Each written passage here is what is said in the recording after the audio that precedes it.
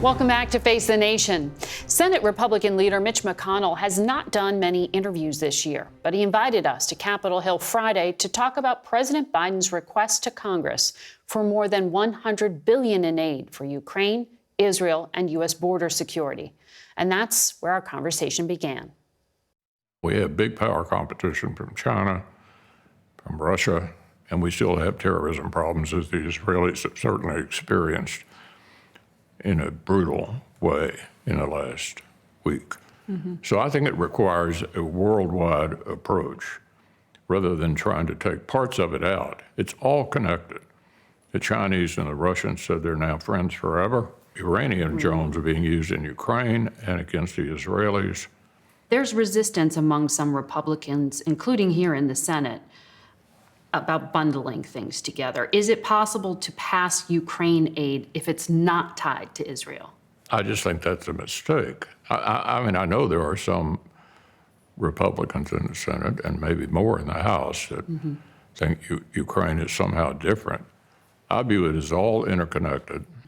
And you've said that you believe there is enough oversight of aid to Ukraine. Why hasn't that persuaded some members of the Republican caucus? If you look at the Ukraine assistance, let's talk about where the money's really going. A significant portion of it's being spent in the United States, in 38 different states, replacing the weapons that we sent to Ukraine with more modern weapons. So we're rebuilding our industrial base. That's what President Biden's seeking to do. It's correct. No Americans are getting killed in Ukraine. We're rebuilding our industrial base. The Ukrainians are destroying the army of one of our biggest rivals. I have a hard time finding anything wrong with that. I think it's wonderful that they're defending themselves. And also the notion that the Europeans are not doing enough. They've done almost $90 billion. They're housing a bunch of refugees who escaped. I think that our NATO allies in Europe have done quite a lot. You sound like you have a lot in common with President Biden in his worldview, based on what you just laid out. Well, not on the domestic side, but on this issue that we were discussing today, we're generally in the same place. On the issue of Israel, that does seem to be a unifying issue for many Republicans. And I want to ask you about this $10 billion request the president is making. Do you think there need to be any provisions in there that would account for the risk of human rights violations in Gaza? Well, we want to make sure we're not sending money to Hamas, I can tell you that. But there are genuine humanitarian needs for the people in Gaza who are not Hamas, who've been thrown under the bus by what Hamas did, innocent people. But we want to be careful about how the money is spent, be sure it actually gets where it's supposed to get. For any military aid that's going to Israel right now, do you think there need to be strings attached? Israel's our strongest ally in the world. We trust them, and we have a very tight relationship with them, both on the intelligence side and the military side. So I don't think the kind of oversight we're talking about for Ukraine, for example, would be necessary for Israel. You know, to do all of these things, you need a partner in Congress. Senator Welch said you are the only Republican negotiator right now because of all the disarray in the House. How can you deliver on this at a time when you're saying it's essential? Well, I hope we're going to have a speaker sometime soon. And Before November 17th? We need one. We need one because the House can't do anything without a speaker. And it's a problem, but I hope it's going to get solved pretty quickly. Is there anyone in the House who can lead the Republicans? Look, I'm not an expert on the House. I have my hands full here in the Senate, and we're going to do our job and hope the House can get functional here sometime soon. There is no current U.S. ambassador to Israel right now. And some of your Republican colleagues have voiced concerns about President Biden's nominee. Do you have concerns about Jack Lew? He is a very controversial nominee because of his relationship with the Iran nuclear deal, which was opposed by everybody in my party. And by the way, I hope that flirtation with Iran is finally over with regard to the nuclear deal. And Senator Cotton and I also have a bill to freeze the $6 billion that was on the way to the Iranians in relation to the hostage release. Well, it's in Qatar, and the White House says Iran hasn't been able to make any withdrawals from it. Yeah, but we'd like to make it law so that it can't be undone. Look, I think we need to get tougher with Iran, and I do think the weakness of both the Obama administration and the Biden administration is the thought that somehow we could do business with Iran on something. And I think it's pretty clear we can't. I mean, they're funding Hezbollah, Hamas, creating problems all over the Middle East, and we shouldn't be doing any business with them. President Biden said he's going to hold Iran accountable. What do you think that means? I think the proof will be, what are we going to do to hold them accountable? And it's got to be credible. You can't, on the one hand, be negotiating with Iran on some kind of nuclear deal that you know they won't keep, and then turn around and declare that you're going to get tougher with Iran. I think, number one, quit talking to the Iranians about any kind of nuclear deal. Number two, don't give them the $6 billion. And number three, back up the Israelis in every conceivable way after this attack by Iran-sponsored Hamas. You oppose all diplomacy with Iran. It's not a question of whether you ever talk to them or not, but it's a question of what do you do? What do you do? And clearly, the nuclear deal that the Obama administration agreed to and that the Biden administration tried to connect is not the way to go. There's an axis of evil in the world: China, Russia, North Korea, and Iran. And we need to stand up to the axis of evil, not try to do business with them.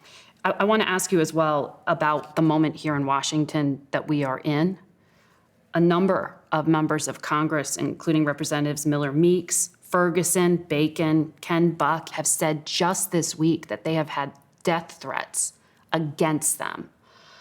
How concerned are you about violence against lawmakers working here?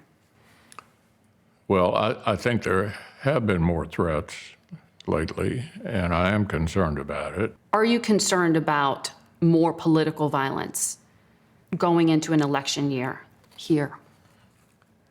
Look, I think since 9/11 and January 6th, we've had heightened security here at the Capitol. I'm sure we're a target for all kinds of evildoers, both in the United States and abroad.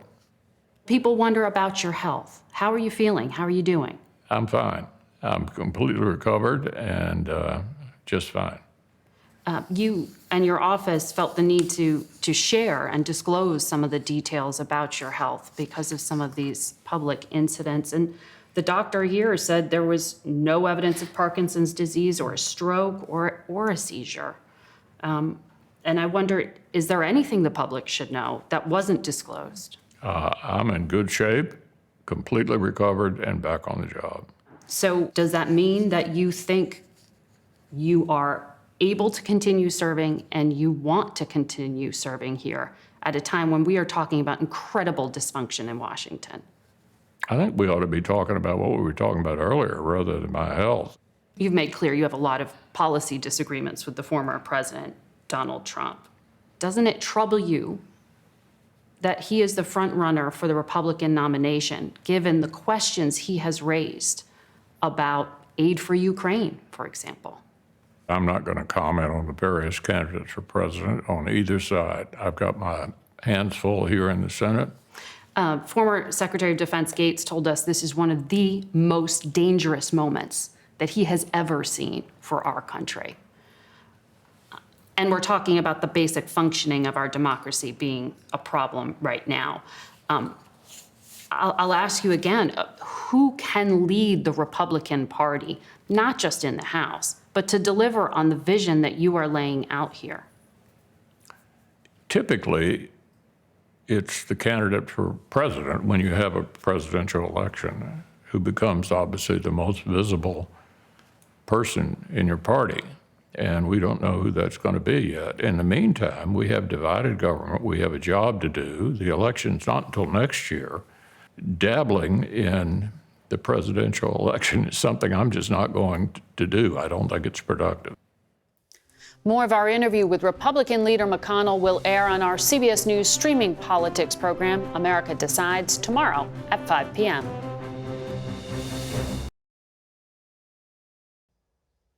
Philippe Lazzarini is the Commissioner General of the United Nations Relief and Works Agency for Palestinian Refugees. The U.S. is its largest donor. Good afternoon to you. Good morning, Margaret. I want to go straight to questions, but I did want to first acknowledge our condolences. I saw that 29 of your employees were killed in Gaza, according to the announcement, some while sleeping in their beds at home during these bombings. We're sorry. Can you tell us what people at home need to know about what's happening inside of Gaza right now? Well, listen, Gaza is an unprecedented humanitarian crisis, which is unfolding under our watch. We have 1 million people who have moved from their home. The Gaza city has been, entire neighborhood have been flattened down. Hospitals have been hit. People in our shelter have been hit. More than 30 installations of the UN have been also hit. Thousands of people have been killed there. And as you indicated, we have 29 staff also killed among our workers. They are all teachers, doctors, gynecologists, psychosocial workers, and certainly we might have more people to come. What we know also is Gaza is under a total siege. Until yesterday, absolutely nothing entered into Gaza. Well, I saw that those 20 trucks did make it in yesterday through the Rafah gate, but that the UN estimates that's, what, 4% of an average day imports? Secretary Blinken said he expects more trucks. What do you know about what aid is coming?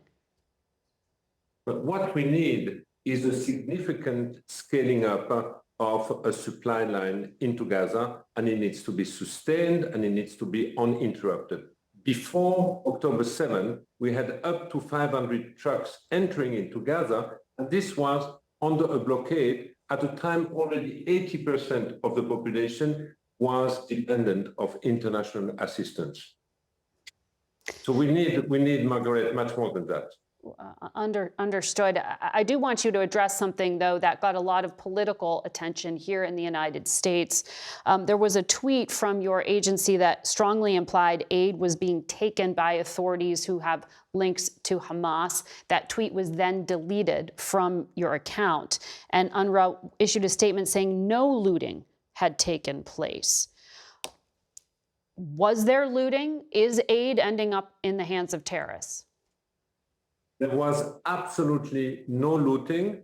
Medicine and fuel have been taken from our headquarters in Gaza, in Gaza City, and that has been handed over to local health workers, coordinated with the local coordinator of the World Health Organization. And this material ended up in the various hospitals, and the fuel which has been taken also ended up in the hospital. And you are running short on fuel now. Today, I issued a statement, an alarm, because in 3-4 days, we will have no fuel anymore in Gaza. And what does it mean? No fuel, no water, no bakery, no running a hospital. But beyond that, that means also there will be no humanitarian operation. We need fuel to move the trucks to reach the people in need. This week, you said UNRWA was on the verge of collapse. There was already a $75 million shortfall. President Biden did announce that the U.S. would provide about $100 million to help Palestinians in Gaza and the West Bank from already allocated funds. Will that help your organization? But as you mentioned, the US is our largest donor for the time being. I do not know yet the breakdown of this $100 million additional dollar, but it is true that our agency has been weakened for 1 decade of financial crisis.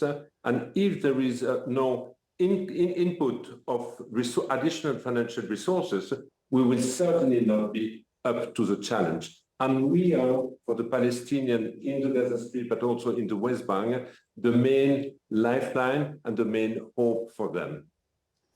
You are essentially filling the void of a government in providing some of these services. UNRWA, will it be able to continue operating after Israel launches this expected ground invasion? Listen, I have no intent to interrupt any operation. We have to continue to advocate, to keep the border open, to bring fuel inside, to bring the supply inside, and also asking to the Israeli and also the armed group in the Gaza Strip, the Hamas, not to target any civilian infrastructure, not to target our shelter, where we have 500,000 people seeking a protection in the UNRWA school. And basically, whether there is a ground invasion or not, we need to continue to provide assistance and protection to the civilian more than ever. Thank you very much, Mr. Commissioner General, for your time. We'll be back in a moment.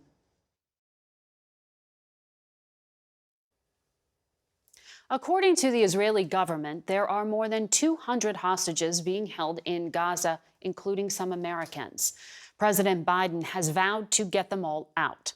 Freeing hostages from captivity is one of the most sensitive and complicated forms of diplomacy. Just last month, 5 Americans held hostage in Iran were finally freed in a controversial deal that involved $6 billion in Iranian oil revenue. I spoke to Ahmad Shargi, one of those hostages, for tonight's 60 Minutes. Here's part of that interview. That emotional up and down and the isolation, I mean, how are you getting yourself mentally through all of this? You think about what other people in life have gone through, and everything is relative. You know, we know people who've gone through far, far worse things. So you always count your blessing, and you just make sure that that day turns into night, and one more day, it's finished, and perhaps you are one more day closer to freedom. How do you do that? How do you stay sane? All those times, there was never a doubt in my mind that my government would get me out. That was my hope. Why did you think that? I had to cling on to something. The only hope I had is that I was an American, that I was caught because of the blue passport I kept in my pocket. I knew my government would come to get me. I just didn't know when. Tell me what it was like for you when you landed back on U.S. soil for the first time at Fort Belvoir. On the aircraft, for the first time in 5.5 years, we felt like human beings again. And to be treated like a human being again it's a wonderful feeling. Everyone was extremely nice to us. It was a jovial atmosphere. And landing right outside of Washington at Fort Belvoir was amazing. Just to come over the city at around 5:15 in the morning, all the lights of the suburbs were on. We could see the lights of DC. We landed and we opened the door and stepped out. Our families rushed towards us. I hadn't seen my daughters for 5.5, 6 years. I had missed all the graduations, birthdays, anniversaries with my wife. It's like being born again. So, you know, we hug, we kiss. We had thought we were going to be freed so many times, and this was it. And then you walk out, and then you see American servicemen and women in uniform at 5:30 in the morning with the American flags on their arms. and they treat you like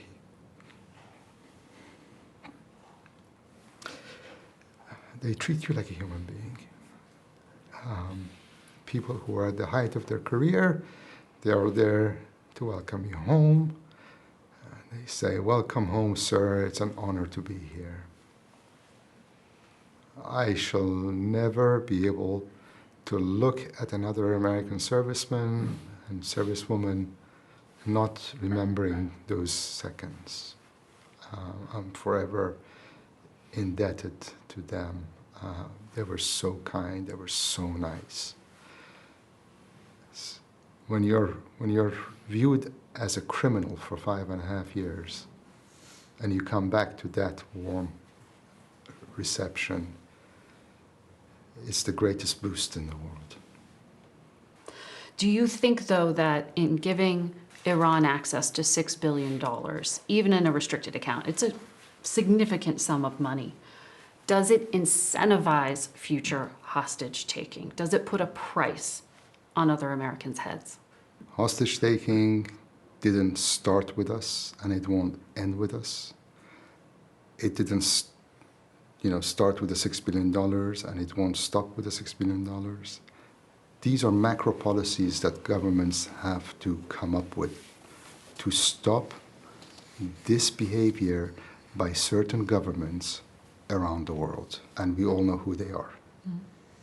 Now, it is incumbent upon us in the United States and in Europe to come up with policies that stops innocent people being taken as hostages. And those policies need to be stronger than sanctioning somebody. And there are at least 24 Americans considered wrongfully detained and held in countries all around the world. U.S. diplomats are trying to bring them home, in addition to those held by Hamas. We'll have more of my interview with Ahmad Shargi, which will air tonight on 60 Minutes, right after football. That's it for us today. Thank you for watching. For Face the Nation, I'm Margaret Brennan in Washington.